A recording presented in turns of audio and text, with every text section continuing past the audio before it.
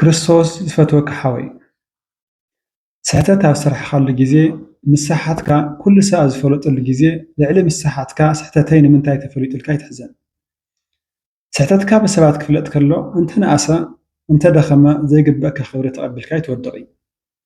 ኣብ ስሕተት ወዲእካ እናሃለኻ ሰብ ስሕተትካ ብዘይምፍላጡ ከም ዘይወደቕካ ንፁህ ገይሩ ከኽብረካ ከሎ ናይ ንፅህናኻ ባርያ ኢኻ ትኸውን። ሰባት ዝህቡኻ ንፅህና ንኸይጎድል መንነትካ ሓቢእኻ ንዝህቡኻ ክብሪ መሲልካ ትነብር። ባርነት ንፅህና ማለት እዚ እዩ። ኣብ ውሽጥኻ ዘሎ መንነትን ሰባት ዝፈልጥዎ መንነትን በበይኑ እዩ። ነገር ግን ሰባት ብውሽጣዊ መንነትካ ስለዘይፈልጥዎ ብደጋዊ መንነትካ ዝህቡኻ ክብሪ ንኸይጎድል እናምሰልካ ትነብር። ባርነት ንፅህና ማለት እዚ እዩ።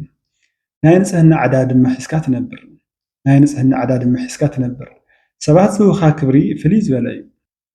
ሰባት ዝህቡኻ ክብሪ ፍልይ ዝበለ እዩ። ነገር ግን እቲ ዘኽብርዎ ዘለዉ ሰብ ኣይኮንካን። ብምዃኑ እቲ ዝህቡኻ ክብሪ ንኸይጎድል ሕርሲ ሒዝካ ትነብር። ስሕተትካ ክፍለጥ ከሎ ግን ሰብ ትኽክለኛ መጠን ክብርኻ እዩ ዝህበካ።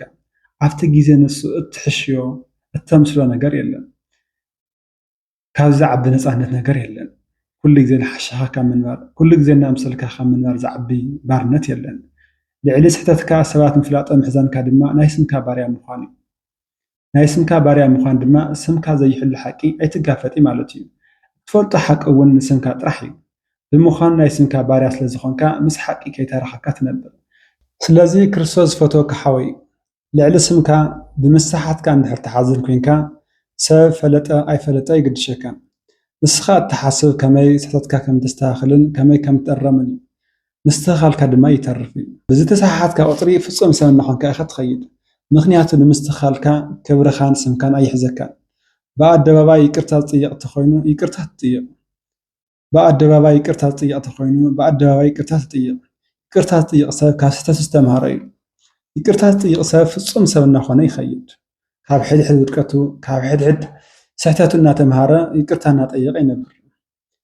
ይቅርታ እናጠየቐ ፍፁም እናኾነ ይነብር። ስለዚ ብስሕተት ኣብ ዝወደቕካሉ ግዜ ልዕሊ ስምካ ብምስሓትካ እንድሕር ትጭነቕ ከመይ ከም ትጠረም ኢኻ ትሓስብ ማለት እዩ።